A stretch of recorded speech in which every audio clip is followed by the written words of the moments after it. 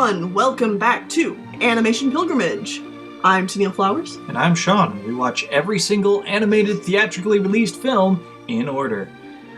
This week's episode we're talking about The Night Before Christmas, and all through the house it was a Russian film and nothing about a mouse. If you were expecting it to be about this poem, you would be mistaken. Although I was expecting it to be about this poem. Well, yeah, I was too. It's still a vaguely Christmassy based film, but Christmas is just a byproduct of the time period that the story is taking place. It's just It really has nothing to do with Christmas, other than the fact that it's the day before Christmas. It's the day before Christmas, and apparently in Russia at this time they had certain celebrations where... Well, I mean, of course, everybody celebrates Christmas in different ways. Yeah, and it seems like in Russia, you run around with giant sacks asking for... Food. Specifically, like, Not ham. candy, if you're thinking of trick-or-treating. No, like giant sacks that you fill with lots and lots of meat products. Sounds... Yeah, honestly, this sounds like my kind of Christmas. Why don't we celebrate Christmas like this? Here, cold.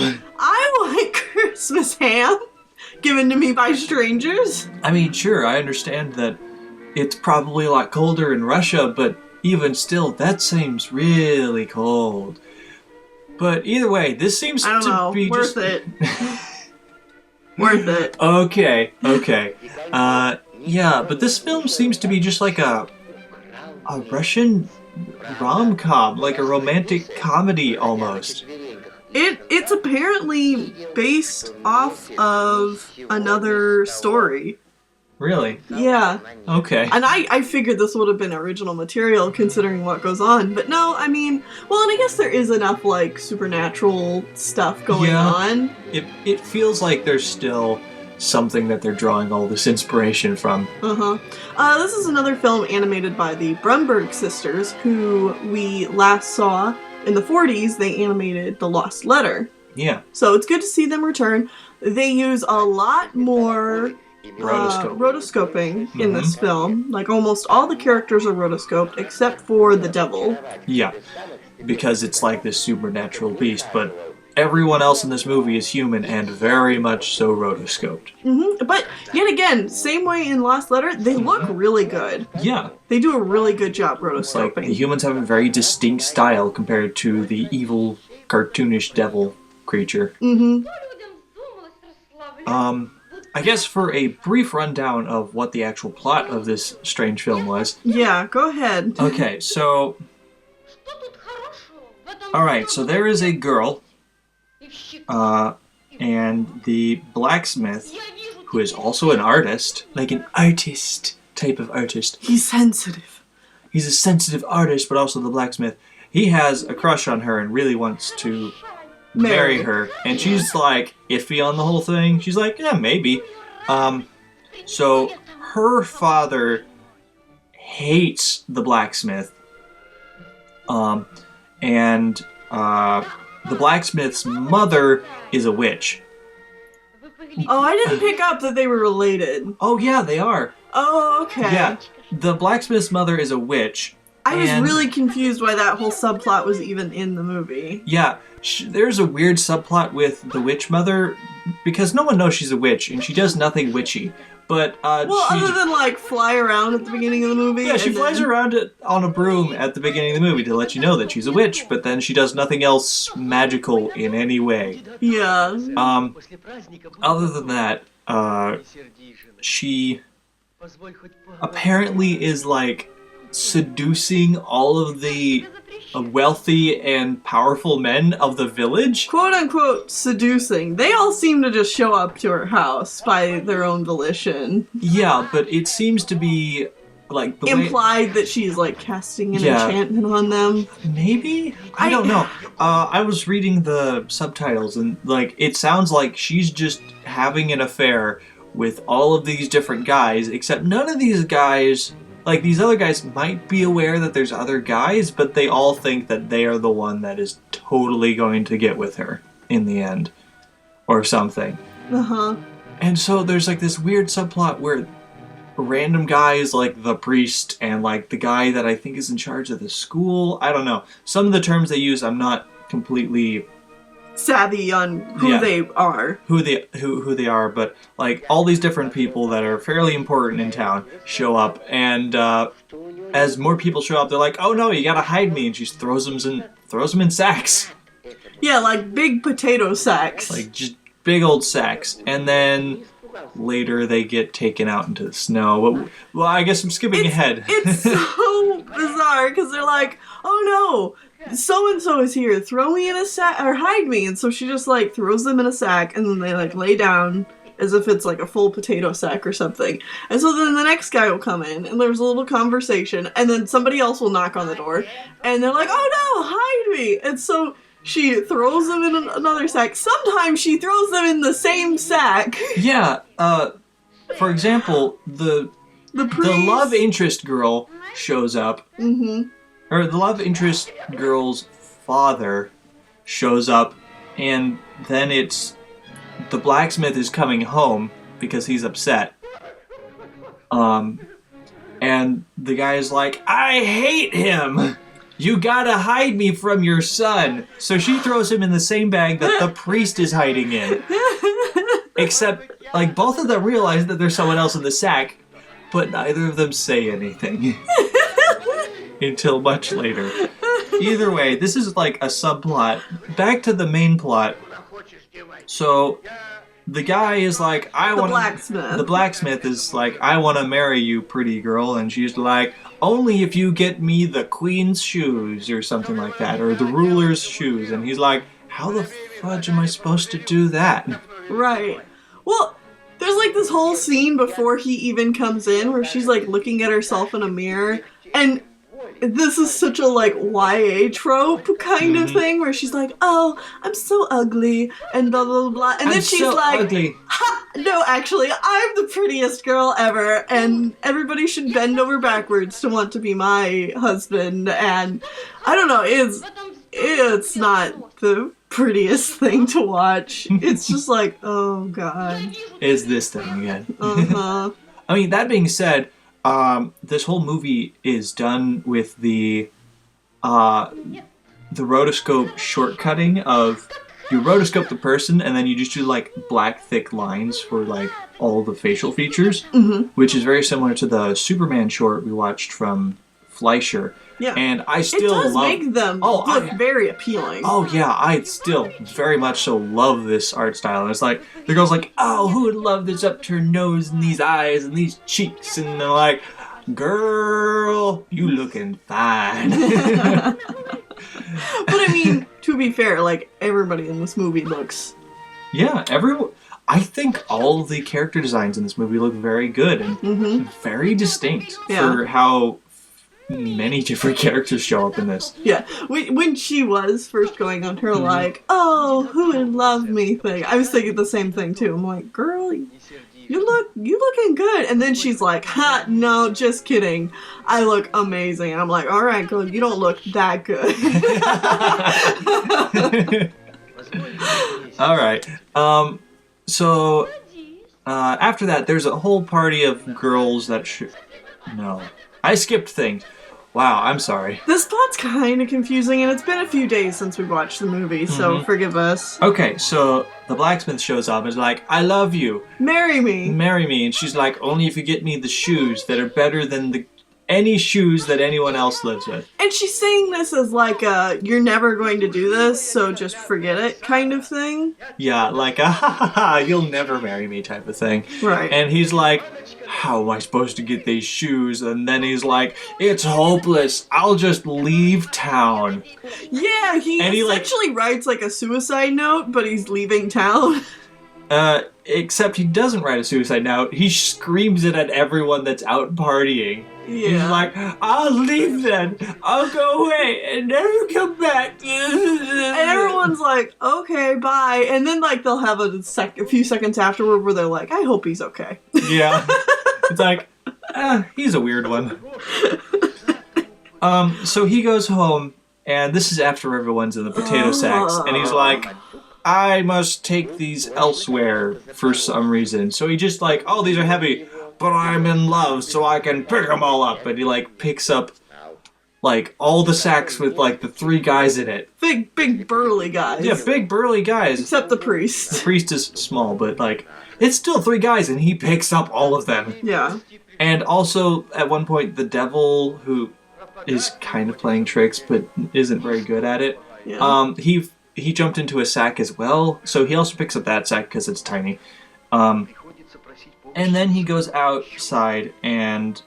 Oh no, I'm still getting things mixed up. Because this is when he goes out and, like, screams at everybody that he's leaving and never coming back. And he leaves the 3 guys in the sacks in the snow, except the bags are tied off at this point, so they can't even get out. Yeah, so they just sit there in the snow. At night, on Christmas Eve, so you know it's gotta be really cold. So, the blacksmith runs off with the sack of the... With the devil in With it. the devil, because he thinks it has his tools in it. This is the excuse he gives. And then he goes to an old military guy who either got kicked out or left of his own volition, but he's a wizard. Yes. Like a straight up wizard. And he's like, hey, I need to get the boots from the queen, so I'll make a deal with the devil. And the wizard's like, dude, you already have the devil. He's in your sack. Dude! I mean, he doesn't sound like that at all, but... He's like, you already have the devil with you. Why are you asking me about this? And he's like, what are you talking about? And then he leaves because the dude's being very unhelpful and throwing magical food in his face. Yeah. Yeah. That happened. That happened. So he walks outside, and then he, lets go of the sack, and he's like, it's hopeless. And then the devil's like crawls out of the sack. He's like, I heard you want to make a deal with me. He's like, yeah, I would totally make a deal with you. And then he beats him up. And then he grabs him, and he's like, oh yeah, I'll totally make a deal with you. Just come here quick. I want to tell you something. And then he grabs him and he's like, haha, I got you. And now you work for me. And the devil's like, God damn it, I always fall for this shit. Because this is a very similar thing to what happened in The Lost Letter. And so he's like, you will take me to the town where the queen is. I don't remember what the town is. It's probably like St. Petersburg. It might have been St. Petersburg. I'm pretty sure it was St. Petersburg. Okay, you will take me there so that I can get to the queen's shoes. He's like, fine, I'll help you and stuff. Mm-hmm. So he jumps on his back and off they go. And they fly off, and it's really funny because the devil's this tiny little guy. And then there's this blacksmith who's not huge or anything. But he's still a full-grown man. He's still a full-grown man riding on top of this tiny devil flying through the air. Mm-hmm. And it would not be a Russian film. There was not beautiful horse animation. So at one point, the devil turns into a demon horse again. And which is awesome. Once again, a black, beautiful, gorgeous demon horse from another Russian film. So let's tick these off. The devil is mentioned.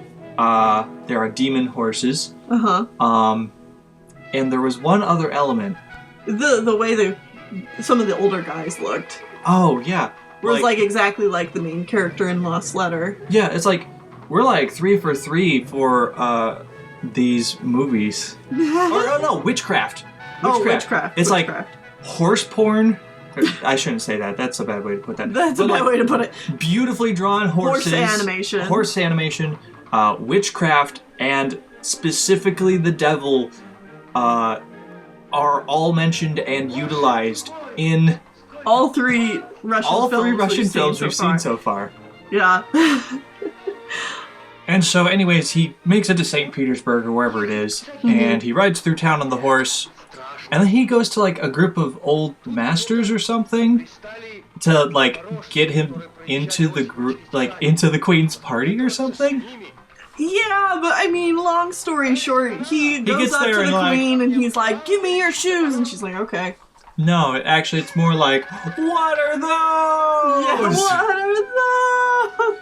And she's like, oh, you like these? These are nothing. Show him my best shoes. And he's like, I can have these? And she's like, yeah, whatever. And he's I'll just get new ones. Sweet. And then he takes them, writes the devil back. And the girl at this point is like, so maybe I was a little harsh on him. And yeah. and then he's like, all right, I got the shoes and I got these gifts for Dad. And then he's like, hey, Dad, let me marry your daughter. And he's like, these are good gifts. Sure, you can have my daughter as a wife. Because, yay. Yay for I mean, selling your daughter off. Tradition, blah, blah, blah, blah, blah. This movie hasn't aged well. No, and then he's like, here, I have the shoes for you, and she's like, oh, I actually didn't want the shoes, but, okay, I guess I'll marry you now, because that's what I said. Mm-hmm. And I like you and stuff. Yeah, she does, like, come around and say, like, I was gonna marry you if you came back without the shoes. Mm-hmm. And all that, but... He's probably like, are you kidding me? Are you kidding me? So, yeah, thoughts on the film? It was... I don't know if it was good or bad. It was just really strange. It was not what I was expecting. I didn't like it. No? No. I mean, it's something that hasn't aged well. And I'm sure at its time, like in 1951, this would be like, in Russia, you know, it's like, this would be a fun, rom-com-y, like, movie. But just the fact that it hasn't aged well, really takes me out of it. Because I always think of animation as something that should age well. Yeah, something that can last forever. Right, just because of how much work goes into animation. I always feel like it's better to try to make things in animation to last. Because that's the only way animation gets, like... recognition? Well, it takes so much work to do animation that if you do something contemporary, it's like, okay... Was that worth it? Was all that time in devotion worth it? Whereas, you know, it's like with something that is a classic, something that can be watched over and over again. It doesn't matter what time period it came from. Mm-hmm. You can watch it, you know, decades from now, and there are still people going like, wow, this is a great, fun movie. Or, wow, that makes me think, or something like that. And it's like, all right, that makes the time and effort that everybody put into this a little bit more worth it, because it lasts. Okay. Yeah, I guess I can see that. Yeah, I definitely think, like, the animation in this film is better than the last movie that the Grunberg Sisters did. Yeah, I mean, it just keeps getting better. Mm-hmm. The animation was great. I just wasn't a fan of the story or the characters in particular, especially our two leads. The girl and the guy just... did nothing for you? No. Okay. No. That's fair. Okay, so, yeah, I think... Yeah, so if you want to check it out, definitely do so. It's, again, one of these that is lost to any copyright. Yeah, it's in public domain. You can find it on YouTube, subtitled and everything. So check it out if it sounds interesting to you. Personally, it's one I'd pass on. Okay. But that horse animation, yo. Okay, yeah. But we'll show clips of that horse animation here. So you don't have to go see watch the whole movie just to see that horse animation. All right. Well, we're actually staying in the Soviet Union for the next movie as well. Yes. We move on to 1952, and we will be watching The Scarlet Flower. So, come back here next time for that. Yeah.